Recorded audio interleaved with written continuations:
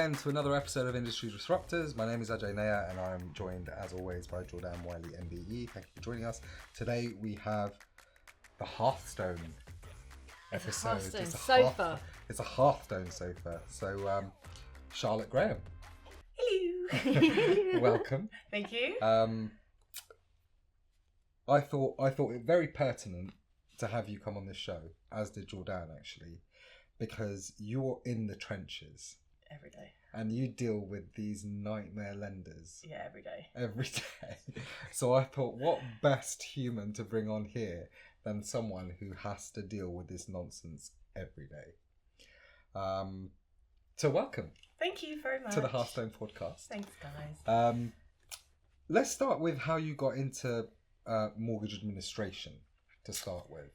So it was literally by chance. Like I was just applying. Yeah, for jobs. And I was like, oh, that's fun. And then it was in like down the road from where we are. Yeah. And I was like, oh, let's give it a go. And then I went and there were two sisters and I loved working there. It was great. And I just instantly loved what I was doing. Just everything. She was very expat client. So it was a bit more different. But not that we don't do them. But you know what I mean. It wasn't very many residential and stuff. But I really enjoyed it and I was like, this is definitely what I want to do. Yeah. So of course you joined us just over a year and a half ago now.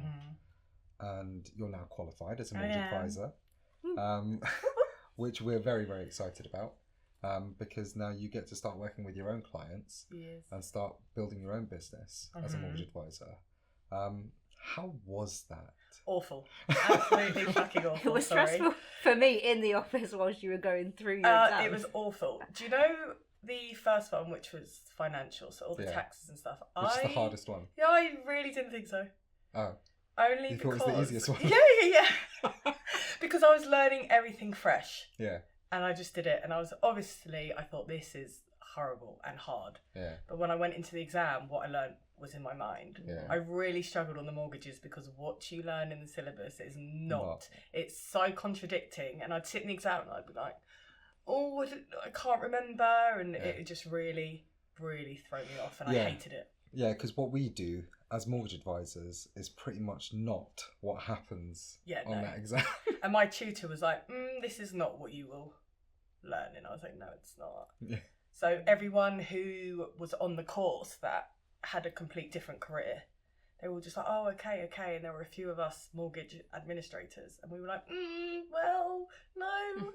I was like, this doesn't make much sense to me. So that I found it harder because it was confusing my mind. Yeah. And then I'd panic more. Yeah. And when I panic, I'm like, I can't do this. So you did the opposite of me because like you were already in it and did CMAP. Yeah, I did CMAP and came into it. And then was like, this is nothing that I've learned. I might as well just start again. Yeah. Literally. Yeah, because obviously when you started, you basically started as my intern and admin.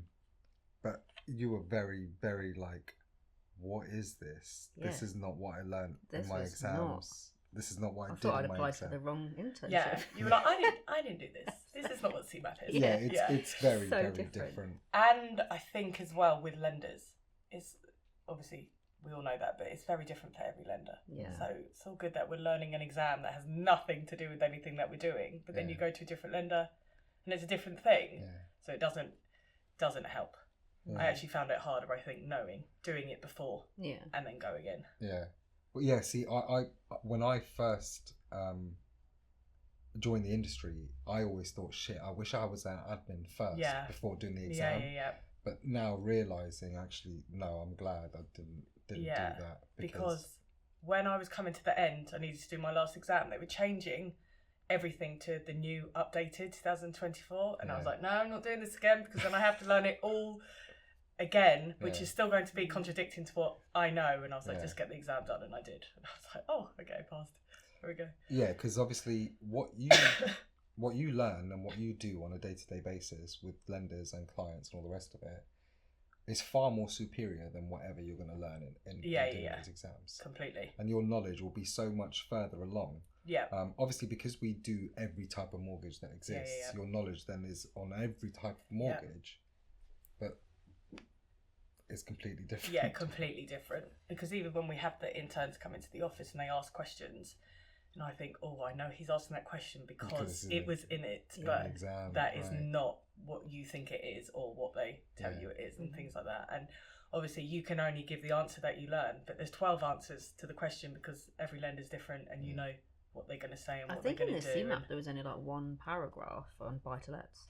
Was there? Oh yeah, they're not. Yeah, and there's no mention of anything else. Bridging is like there's 2 questions on bridging. 2 questions, yeah, and it's open and closed bridging. Oh yeah, when I asked her down in the office, she's like, I don't know what that is.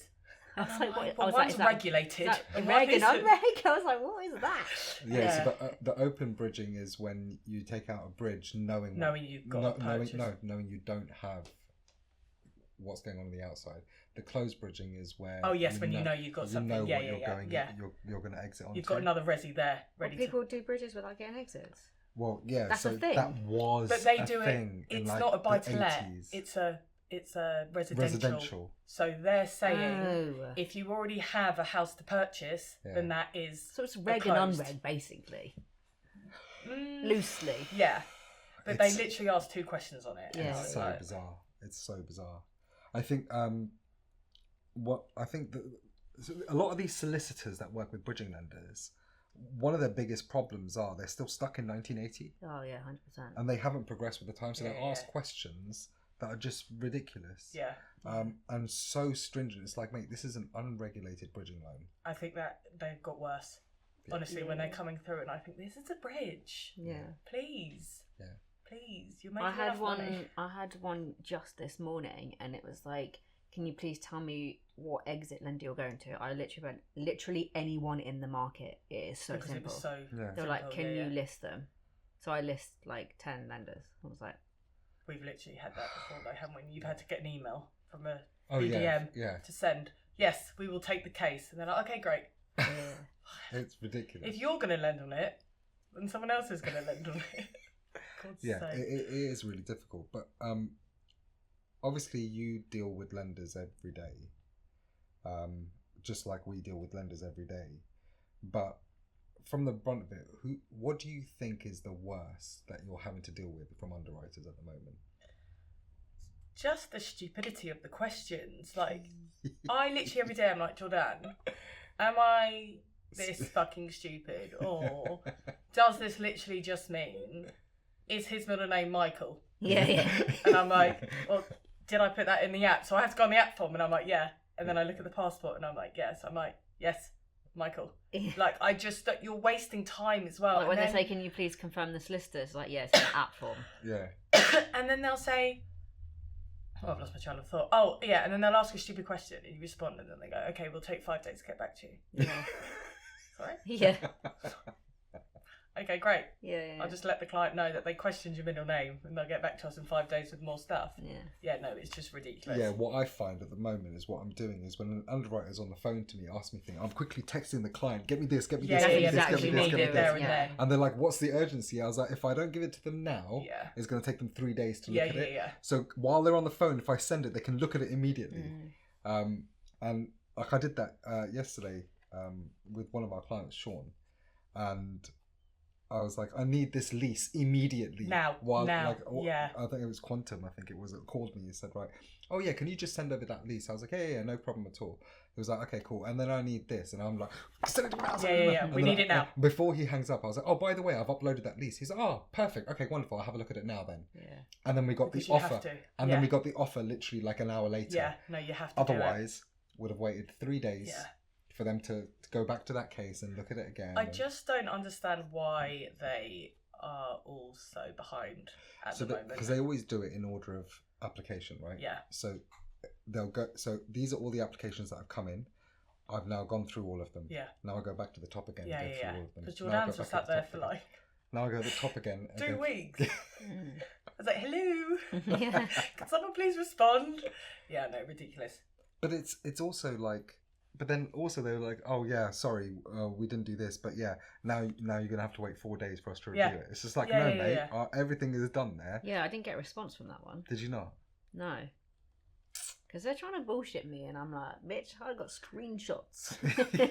Oh, with the portfolio. Yeah. I was like, absolutely not. I'm not waiting 4 days when I've already waited 4 days. Yeah. And then it's you decided to pick it up, and then it's like, oh, I've picked it up now. I'll read it in 4 days. So when I ring them, they say, oh, it's been passed to the underwriter, and they will now take 4 days to review it. And I think, but it's taken you 3 days to pick it up, to then send it over. Like, you can't be doing this. And all the clients like, anything going on? I'm like, I promise we're not just making this shit up. No. But the lender, but it's some of it's so ridiculous that it sounds like you're making shit up. Like the one I'm having at the moment, where they're asking one question at a time, and then they told me that it was in the queue for offer, and then they came back asking another question. The Kensington one. Yeah. And they it's did like that without your one. Yours. But then when you go back to the client and you say, oh, it's in the queue for offer any day now, and then it's like, oh, it's gone back in underwriting, they're just like, are you bullshitting? I know. Like, no, I'm actually telling the truth. It's just that stupid. It does become frustrating because from our perspective, we don't want a case to be on our desk for that long. No. Right? We want a case to move on so that we can work on other cases, because what ends up happening is we end up having such a backlog of cases, and we can't get through those cases because these idiot underwriters are not moving these cases along. We look at that MT Finance one. My god, they just didn't respond for 2 weeks, and I said, guys, it was a month. I was like, this is ridiculous. No, but they didn't respond for 2 weeks. But it sat there for a month. They had everything for a month. Valuation and everything. And go to offer. Okay, fine.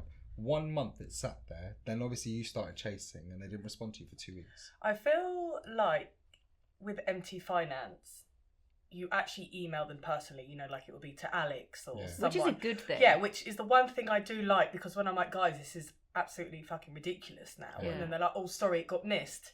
Okay. But when it's like Aldermore and then, I will get back to you 48 hours. Why? And sometimes like when you put notes on cases, it gets missed. Or they won't look at the notes. Or they won't look at the notes, but you've answered it like a week ago, and then they ask so that's it again, foundation, isn't it? Yeah. So when I ring them and I'm like, okay, we need this doing, can you put it as a note? But I just told you on the phone, why can't you pass it along? Why can't you? But then also, when you add a note, like recently they've struggled. Like yes. Add a note, and then also all of a sudden, like it's like a week and a half later. I had one recently where the client basically didn't believe me and called them directly and said, what's going on with my case? And they had the nerve to say to him, oh, yeah, your broker didn't respond to this email on Friday, blah, blah, blah, blah, blah. When on Thursday, the day before, I had already put a note on the system to say, you need to do this, you need to do this, you need to do this. And they just bullshit the clients. So the clients come back to me, you need to contact them now. You said you would contact them. I was just like, now I look like a dick to my client because they've screwed me over. Yeah. And it's this ongoing battle. We're supposed to be intermediaries, right? We're supposed to have this relationship. Absolutely. Relationship with these lenders where we're working together for the same outcome, but it's almost like it's them against us. I feel also like underwriters will take a personal dig at some clients. Like some they really don't want to pass through. Do you remember that one we had with TML with our client Dom? Oh, and that was awful. That was like a personal issue that underwriter had with him. It was awful. The way I just couldn't actually believe that she was allowed to do what she did. Yeah. I mean, it did get silly that way. Like it got really silly. Yeah. And some of the pernicketiness of it. Yeah. And the not understanding and logic. The offering and saying you have to complete in a week. Yeah. Okay. But yeah, that was the whole the freeholder. The freeholder did the works to the property from his own construction company. So the freeholder has not paid himself. We need to see evidence of payment. Yeah, no. And then we had to go above her because she was like, nope, I want to see payment. We were like, well, you're not going to see it. Like I can't physically pay my own bank account from my own bank account. Like it's just not possible. Yeah, but that's just like silliness. What else have you seen recently that's... Do you know what? I was thinking about this as I was driving here, and I was like, there's so fucking much that my brain just cannot pick anything, a particular one, because it's every day. Like I literally sit here every day, and you think they understand. Some lenders understand self-employment, and others don't, and it absolutely blows my mind. And they also don't understand that if they have a property in a company name, that they don't always take money from rent. And they'll be like, where's the SA302s? And I'm like, but they don't take any income. They're employed, they don't. Yeah, but we need to see it. But there isn't any. Like, please go away. You have to literally speak to them like they're a child. And I find that's the hardest stuff, because when it's stupidity, it's really tedious. I think it comes down to lack of understanding. Lack of understanding of like, if you haven't been through an experience yourself, how are you going to be able to judge that experience? Right, completely. So if an underwriter hasn't bought a property, how are they going to understand how to do this?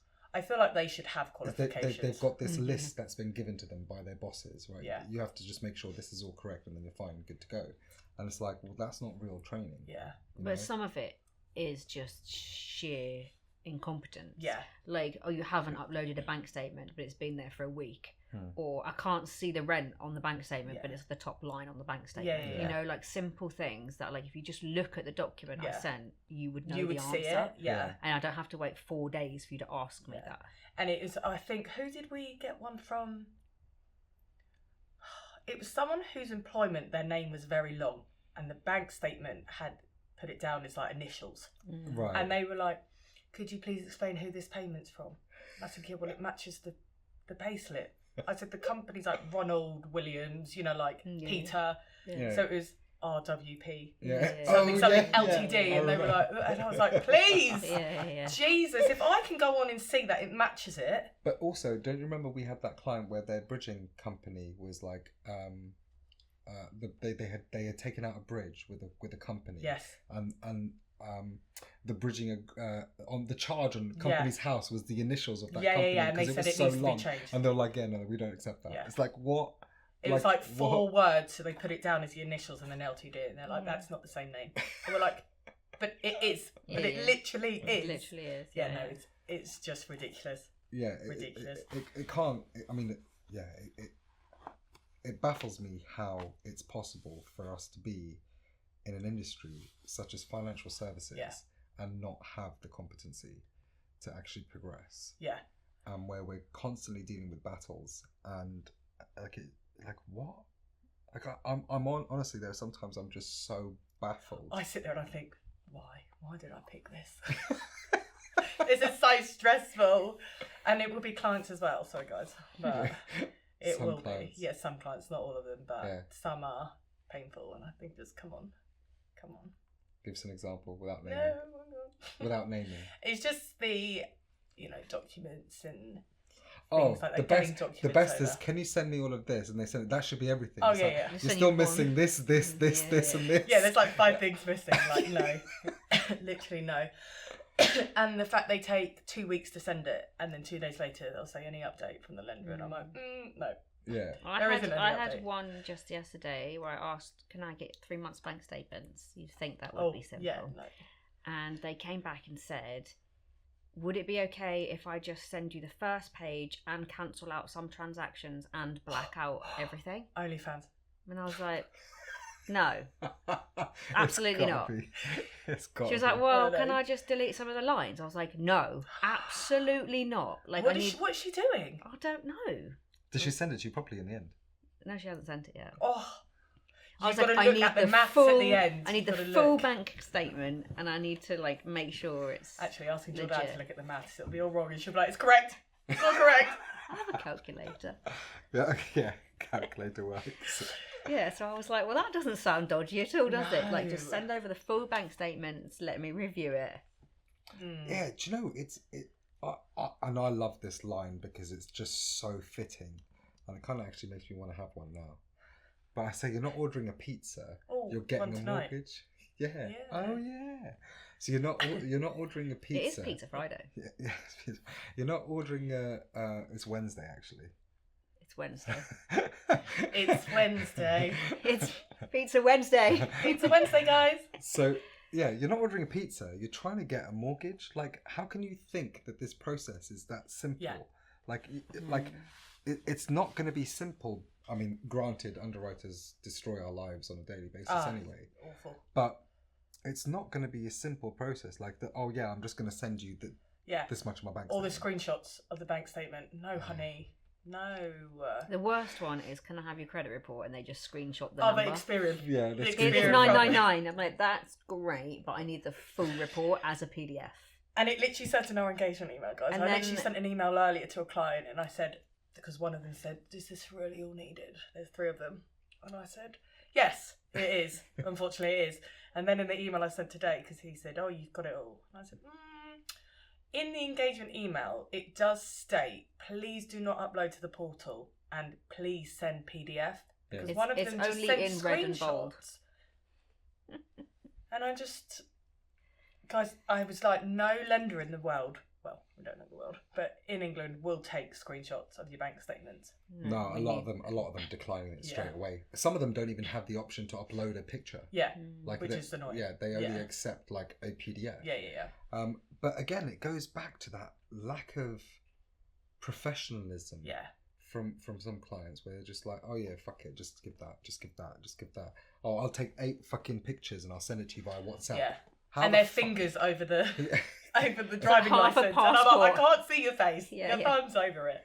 It's just like, what? Do you remember that one where I had that client? I was like, can you send me a picture of your driving license? And it was on his knee, and his vape was on the side. He was laying in bed, and he was like, he was such hard work. I was like, I can't really upload that with your vape in the picture. That was so funny. That was so funny. I had another one where I said, can you send me a copy of your passport? And they just sent me a copy of the passport. Oh, like a closed passport. Like literally on the Stop it. Yeah, I'm not even joking. It. I was just like, what is that? What am I supposed to do with that? Anyone's passport. What am I supposed to do with that? That is so funny. Like, here, just take this. I was like, well, you asked for a copy of it. I was just like, yes, of the inside with your picture and your signature and the passport number, and that's what I need. Oh, all right then. I'm just like, have you never got a mortgage before? And then we have some clients who have it all in the folder, like a zip folder sent, and it's all there. And there'll be like maybe one thing missing, and they'll be like, so sorry, missed that. And I understand, because it can be a lot of documents, but we need them all for the application, and we need the portal filled for the application, because everything is on the portal. But they also, do I need to fill it in? They need to realise that if they want shit done... Is the portal necessary? Yeah, right. No, I just sent it from my house. Yeah. But like, they need... If they want things done smoothly and quickly, then what holds it up is them not giving us the correct documents or taking like a week to get me a property schedule. Yeah. You know who you are. Everyone here knows who you are. And it's like, it's just so... And it's the same, you know, I had one this week, and every day he's asked me, is there an update? No, because underwriting is complete. It's a bridge, right? So underwriting is complete. It's really done. Oh, it's with solicitors? No, I'm waiting for the VAL. Oh, okay. So I've instructed the VAL. There's nothing else to do in life apart from wait for the report and get an offer. Every day, he's like, is there an update? I'm like, no. I will give you an update when I get one. Because I need the VAL. And every day I'm like, I just need the VAL. So the VAL hasn't been done? When's the VAL? I'm like, they contact you for the VAL. You booked in the VAL. Yeah. Like, I was like, breathe. I was like, come on. So it's like, you need to also manage expectation, because like, one, if you're going to take a week to get me one document, it's going to take a week of me not doing anything on your case. But you know, I think people forget you're getting a loan, a big old loan, a lot of money. Yeah. So they're not going to just take the outside of your passport or a PDF of a screenshot of your bank statement. Yeah. Like, they're lending you hundreds of thousands. Yeah. You wouldn't lend someone that without knowing all their stuff, right? Yeah. Just... And I think come on. So I think now I've got to the point where I've become a little bit calmer with underwriters, and I'll talk up, like, you know, the kill them with kindness. Yeah, you do. Nah, the kill them with kindness thing. Like I'm because I used to get. I mean, I still get worked up, but I used.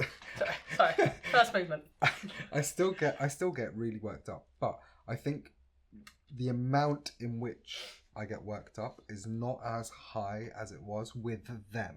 Yeah. I agree. Like before, I would just like, I was like, are you, like, I used to say shit like the underwriters, like, are you embarrassed by that? Are you embarrassed by your incompetence? I remember that. Like, you should be embarrassed by your service. Whereas now, it's like, okay, you're being a dumb fuck, and I am You clearly don't understand. Yeah, you clearly don't get life in property at all. I'm going to break it down to you like you're fucking 3 years old to explain it to you, because I should be charging you for a coaching fee to teach you how to fucking do something in property. I'm polite, but I'm firm. No, so I'm firm, but I've now become very kind. Very kind to them. And then I'll put the phone down and I was like, you fucking retard. Yeah, I know. That's me. I'm like this with the phone, putting it down. I'm like, that was fine. That was great. But I've got to the point now where I'm just so over it. I'm so over how stupid they are that I'm not letting it destroy my life. Because it was destroying my life. It was making me sick. Like, that's how much it was affecting me, at how stupid some of these lenders can be. And their competence level is just not high enough. Like, these people are in financial services. Some of them are banks, right? They got billions. They don't have to have a degree, do they? You just sign up. So I'm going to be an underwriter. Let you know if you can have a mortgage or not. Yeah. But then also, it's like these, risk analysts and these credit people and all the rest. They haven't got a fucking clue about property. No. They know about numbers. They know about risk. Yeah, right? They don't know anything about property. So I can give you the most soundest investment under the sun. And they're just like, oh, no, I don't want to touch that. They missed the water bill. One payment of £20 in 2022. And no, not lending. Yeah. Okay, cool. Yeah. Because it was a buy-to-let and it was sent to the buy-to-let and not to the actual landlord. Yeah, so I've got that. Yeah, you had that. Happened all the time. In January, was it 2018? No. January 2018. Yes, it was. I didn't know it's you 6 then. years now. No, but then you I knew knew it me. happened. Yeah. So January 2018, one of my properties had a change of tenancy, and for 11 days of that month, I had to cover those 11 days. the electricity bill. It was Empower, I think it was. Yeah, Empower. I had to cover the electricity bill. It's fine, not a problem. I said to my letting agent, just let me know when the move-in date is and all the rest of it. So I contact Empower and I sent them the end date of that tenancy, the start date of this tenancy, so that they could create a bill for me. So anyway, that's the end of it. And about 3 weeks passed. I'm just like, what the fuck is going on? So I contacted them. I said, you haven't sent me my bill. We had this conversation.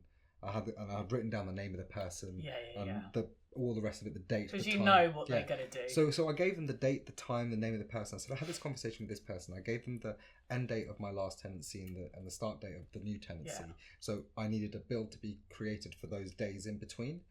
And they were like, oh, yeah, it's been sent out. You should receive it any day. I was like, oh, okay, perfect, wonderful. Thank you very much.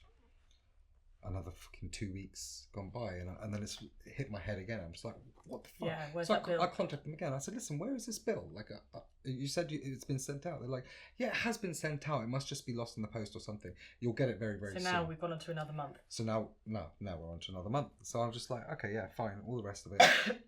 And then, again, like a week or two's passed, and I'm just like, right, this is enough. So I've sent them an email. Very, very long-winded, explained everything. And I've called them again. I said, look, I've sent in an email. I've called you. This is now the third time I've called you in the last 6 weeks. Where is this bill? I'll just pay it now over the phone. Yeah. They're like, oh, unfortunately, we can't do that right now. Our payment systems are down. But what I'll do is I'll have another one sent out to you. I was like, can't you just email it to me or anything? Like, oh, you need to sign up for paperless. I was like, I've signed up for paperless. Like, what? Just do paperless. Because it's not normally in my account. It's not going to work. So they're like, oh well, you have to set up a brand new account, go paperless. And I was just like, this is just ridiculous. I was like, it's about 20 quid, mate. Let me just pay. Yeah, I'll bring the cash. Right. Anyway, next thing you know, in that it was coming towards, I think, May or June or something like that. 5 months. And one of my remortgages was up, so I started my remortgage process. There's a motherfucking number 3 on my credit report. 3 months. Yeah. And I contacted them. I was like, what is this? This is ridiculous. How? I was like, here's all your evidence. I've been trying. They were like, we've been sending you letters. You've been ignoring them. I was like, I've not received one fucking letter. Did it go to the buy-to-let? They're sending it to the fucking buy-to-let. Of course they were. Even though it's a company and that company is registered elsewhere. So instead of sending it to the registered address of the company, like they should be, they're sending it to the property. And then I was just like, well, here's your money. So it ended up being 300 and something quid, including fees and all the bullshit. It was like 300 quid I ended up owing. So I paid that £300 and then I fought it. And I was like, I need you to reimburse me with everything because here's all the trailer. No. I was like, get rid of it on my credit file because you're ruining my fucking ability to get mortgages. No. They didn't take it off? No. And I had a number 3 there forever. But that actually scuppered me from getting certain mortgages. Of course. So 2019, 2020, I struggled with mortgages because of that number 3. And it's just like, what? Because we've got 2 clients at the moment that have the lenses coming back saying this needs to be cleared. Yeah. One's talk, and the other one's EE, isn't it? And neither of them were their fault. No. And it's just... Most of the time it's not the person's fault at all. I think that, like, again, it goes down to regulation, right? I think that something needs to be done about these utility companies being able to just brandish out shit. Do you know what I mean? They just brandish it out. Or lenders should not let that affect... If it starts going up, if it's not 1 or 2 months and it really is, and you're thinking, but why haven't you? If this person is a landlord and they've got a utility bill mispayment from 3 years ago, and they get that explanation just like that, you need to use your brain and be like, that makes sense. Probably legit. No one was living there. Yeah. So the bill's going to get missed. Yeah. Absolutely. So obviously when the new tenants come in, they've seen all these envelopes and just chucked them away because it's not to them. Yeah. Exactly. And it's not like you pop in, oh, hello. Just drive up to Scotland. But I think the regulation around it, there needs to be something done. I kind of want to be in charge of these regulations. Like I want to be in charge of the FCA to fucking have some common sense. I want to be in charge of these fucking credit agencies to have some common sense. And then lenders. We should just set up our own lender. I feel like we should, because... You just need to set up our own lender because these incompetencies are just ridiculous. And they're like, no, we won't lend because of this, and we won't lend because of that. Yeah. What did they say the other day? We just don't like the building. Yeah. Just don't like it, yeah. Oh, okay. Is there a reason? No, we just don't like it. Yeah. All right, no worries. Okay. We'll go elsewhere then, shall we? Yeah, because we would make sure that our underwriters are commonsensical. Yeah. And they don't. And they're trained. And obviously when we do title splitting, we take it to lenders that we know will do it, and they still don't understand why we're doing it. And they're like, what do you mean? Yeah. What do you mean? We just got a nil val because it's a freehold flat. It's like, you dumb fuck. It's a leasehold flat that's been created. Like. So I literally put on the note, can you please tell the valuer that this is the title split and the lease is created on completion? Like, you should have told them that to begin with. Absolutely. Because the application's gone in it. I can't. That annoys me. I'm like this when I'm typing. I'm like, you stupid. But we're like that, but then we're typing like, could you please, I'd really appreciate it if you could please just do that. And we're like, fucking in my mind I'm like, kind regards. Thanks, bitch. But what I'm actually typing, what I say out loud, I'm like, hi bitch, please do this, bitch. But I'm saying it and I'm like, hello, so could you please? And I'm like, you stupid bitch. You've got to, or otherwise you'll explode. Yeah, absolutely. I think that it's important to kind of keep level-headed with some of these frustrations, because I mean, literally, it can kill you. Yeah. It can literally kill you. And luckily, because I'm HR, I'll allow the swearing. And so Charlotte is self-proclaimed. I am. I have to. She's taken it upon herself to become HR. She's got a little notebook and everything in the office. For Jordan's little innuendos. Jordan's the innuendo queen. Yeah. I haven't done an innuendo for a good few months now. Have you not? No. Name one. Name a moment. The best one was the drink. It was the best thing. Oh, I'm never going to live that down at the Christmas party. At the Christmas. Where she spilt it all down herself. Yeah, she was like, that's all I know. Oh, that's when we went to Yaprek or whatever it was. Yeah. Very, very great good. Food. Great cocktails. Well, it's because events manager at Hearthstone is absolutely unbelievable, to be honest. So self-proclaimed events manager. I am actually the events manager. Do you remember when that client sent an email and said, Ajay, please, here's £100 to give to the staff, to take the staff out for food? Oh yeah. And then we wrote a contract to you. Yeah. And we were like, Ajay, this is from this. Please tell us where you're going to take us from events manager. From the broker fee. Yeah. Did I do it? No. Did I not? Pizza Friday, maybe. Which you never eat. No, because I'm trying to be good. Yeah, but you can have a pizza. No, because we got the wraps. Pizza wrap. They were very good. Which pizza wraps? Domino's now do a pizza wrap. Do they? Yeah. Do they? Yeah. So it's basically a pizza folded. Oh. Well, no, it's literally a wrap. It's not pizza folded, it's an actual wrap. It's not pizza base folded, it's a wrap. Is it not? No, it's a wrap. And you got the Korean chicken and I got the I thought hot it was pepperoni or something. It was good. Very good. Not very filling though. But Jordan was full off, like, I don't even want to get into it. She had one bite and she was full. She was like, oh my God, I can't. I'm full. And you know the shortbreads in the office? I'm like, I can eat 20 of them. And she's like, one fills me up. I'm like, one and I'm done. They're big biscuits. Oh, please. This is the kind of conversation we have in the office all the time. This is basically our office life. Yeah. So whatever you're seeing here is essentially our office conversation. This is how we let off steam, though. Otherwise, we'll go insane with and the amount of questions and. Can we say anything positive about lenders at the moment? Like currently, any lenders? At the moment, no, because they're all putting their rates up.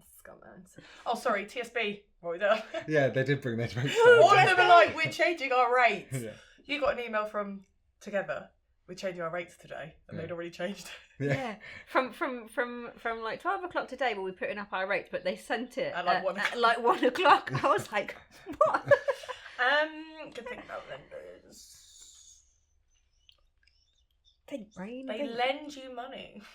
Yeah. They get you a mortgage. Just about. Yeah, just about. Yeah. One thing I will say is we've got a couple of resis in at the moment, which we normally don't. Yeah. But I'm enjoying resi lenders. They're a lot easier to speak to. Well, and that's why the little chat bot, they're great. And that's why I said I've got a resi case for you to do for yourself. Stunning, can't wait. No, you know who's been quite good? Yeah. Lendinvest. Yeah, but they generally are quite good with their and the underwriters are like really nice, and they'll call me. Yeah. And they're quite quick on the SLAs, and they don't ask.